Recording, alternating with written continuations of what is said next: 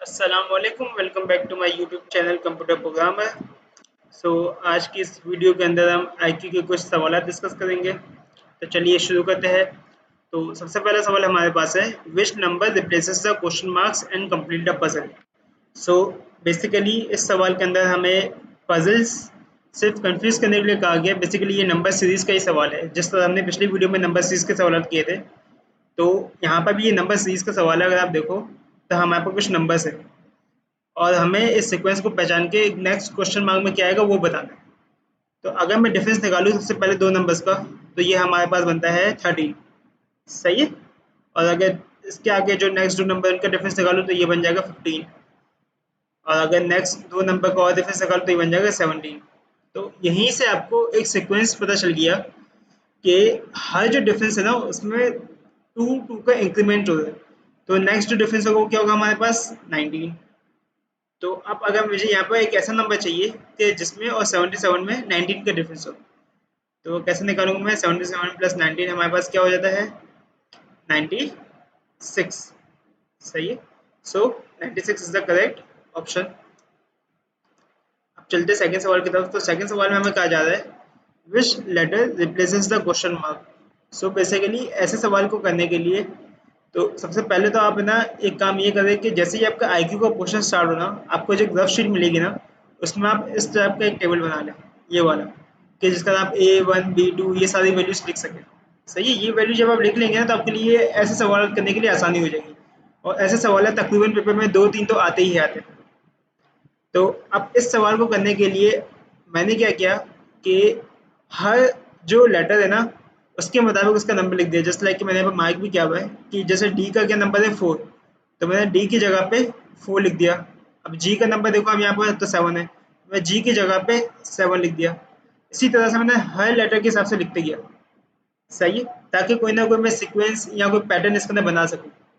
अब जब नंबर्स की फॉर्मेट में आ गया ना, तो अब देखो कि समय सबसे पहले लॉस के जो नंबर्स है ना, ये नंबर्स इनका अगर मैं सम करूँ तो मेरे पास क्या बनता है? ये 4 + 4 8 हो जाएगा और 8 + 7 क्या होगा मेरे पास? 15। सही है। इसी तरह अगर मैं सेकंड लॉ का सम करूँ तो ये मेरे पास 20 हो जाता है। थर्ड ड्रॉ में सिर्फ एक ही एलिमेंट है जिसका नंबर क्या है मेरे पास? 25। फोर्थ ड्रॉ का सम क्या होगा? 30। तो अगर मैं ये सीक्वेंस को देखूं तो मुझे ये पता चल गया कि हर रॉ के हिसाब से डाउन द कॉलम में चेक करूँ तो जो सम बन रहा है ना वो 5 का इंक्रीमेंट हो रहा है। जस्ट लाइक कि पहली रॉ का सम देखे तो 15 है, दूसरी रॉ का 20 हो गया, फिर 25, फिर 30, तो अब नेक्स्ट क्या होना चाहिए? 35। सिंपल। सो यहाँ पर ऐसा नंबर है कि जिनको अगर मैं ये इस रॉ का सम करूँ तो 35 बने। तो अगर इन दो नंबर्स का मैं सम करूँ तो ये मेरे पास क्या बनता है? 30। तो यहाँ पर ऐसा नंबर आए जिसका क्या हो, अल्फाबेट है जिसका नंबर क्या हो? 5। तो मैंने वही जो टेबल बनाया हुआ है इसमें मैं देख लूंगा 5 कौन से लेटर पर आ रहा है? ई पे। सो यहाँ पर क्या आना चाहिए? E. So option D is the correct option. तो अब चलते हैं नेक्स्ट सवाल की तरफ। तो अब जो दूसरा तरीका है ना ऐसे सवाल को करने का, हमने दो तरीके चेक कर लिए। पहला तरीका क्या था कि आप नंबर सीरीज के जरिए कर लो। दूसरा तरीका क्या है कि आप लेटर्स को नंबर्स में फॉर्मेट करके कुछ सीक्वेंस बना के चेक कर लो। सही है। ये सब तरीके आप अप्लाई कर सकते हैं पेपर के दौरान ही। तो अब ये जो इससे है ना इसके अंदर देखिए कोई और पैटर्न बन रहा है हमारे पास। अगर आप पहली कॉलम को सिर्फ देखें, ये वाली अगर आप कॉलम को सिर्फ देखें तो इसके अंदर बेसिकली सारे वो लेटर्स है जो टू लाइन से बनते हैं। जस्ट लाइक अगर मैं एल की बात करूँ तो पहली लाइन यू आ रही है, एल की दूसरी लाइन यू आ रही है। अगर टी की बात करूँ तो पहली लाइन यू है, दूसरी लाइन यू है, सिर्फ दो लाइन से मिलकर बन रहे। सही है। वी की भी आप देख सकते दो लाइन से मिलकर बन रहे। अगर आप दूसरे कॉलम की बात करूँ मैं यहाँ पर ये वाला जो कॉलम है पास इसकी बात करूँ तो यहाँ पर वो लेटर्स है जो जो तीन लाइन से मिलकर बनते हैं। जस्ट लाइक अगर जेड को देखो, जेड की एक लाइन यू है, दूसरी लाइन यू है, तीसरी लाइन यू है। एक की बात करूँ, एक ये लाइन बन रही है, एक ये लाइन जा रही है, एक ये लाइन बन रही है। बेसिकली जिनके दरमियान जो आप देखें ना तो तीन लाइन से बन के बन रहे हैं। और अगर थर्ड कॉलम की बात करूँ तो वो सारे लेटर्स है जो फोर लाइन से मिलकर बन रहे हैं। जस्ट लाइक अगर ई की बात करूँ तो पहली लाइन यू है, दूसरी, तीसरी, चौथी, ये चार लाइन से मिलकर ई बन रहा है। अगर एम की बात करूँ तो एक लाइन यू है, दूसरी ये, तीसरी ये, चौथी ये।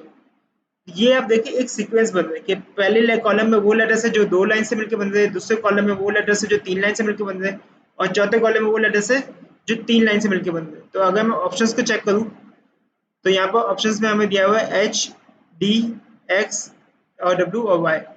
सही है। तो ये बेसिकली हमारे पास ऑप्शन है, आप इसको छोड़ दें। तो अगर यहाँ पर मैं वो लेटर चेक करूँ जो 4 लाइन से मिलकर बना, तो एच तो हमें मालूम है, एच तो हमारे पास 3 लाइन से मिलकर बना है, 1 और 2, 3, सही है। डी की बात करो, डी हमारे 2 लाइन से मिलकर बना हुआ है। एक्स की बात करो, एक्स भी 2 लाइन से मिलकर बना हुआ है। हाँ, डब्ल्यू एक ऐसा लेटर है जो देखो 4 लाइन से बना हुआ है, एक लाइन यूं जा रही, एक ये, एक ये, एक ये, तो ये 4 लाइन से मिलकर बना हुआ है। So W is the correct option. अब चलते क्वेश्चन 4 की तरफ। सो क्वेश्चन 4 में हमें कहा गया है कि which letter replace the question mark. So हमने इसके अंदर भी वही ट्रिक अप्लाई की है जो हमने क्वेश्चन 2 के अंदर की थी। सबसे पहले हमने क्या किया, सारे लेटर्स को है ना इसके नंबर के मुताबिक कर दिया। सो आप देखिए, जिस लाइक जेड का नंबर क्या हमारे पास 26, आपको यहाँ पे दिख भी जाएगा, ये 26 है जेड का नंबर।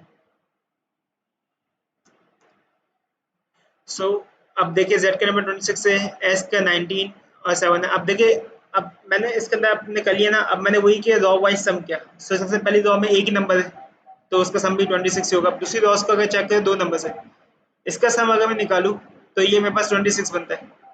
अब अगर थर्ड रो का मैं सम निकालूं तो ये हो जाएगा 13 प्लस 4 17, 17 प्लस 9 26।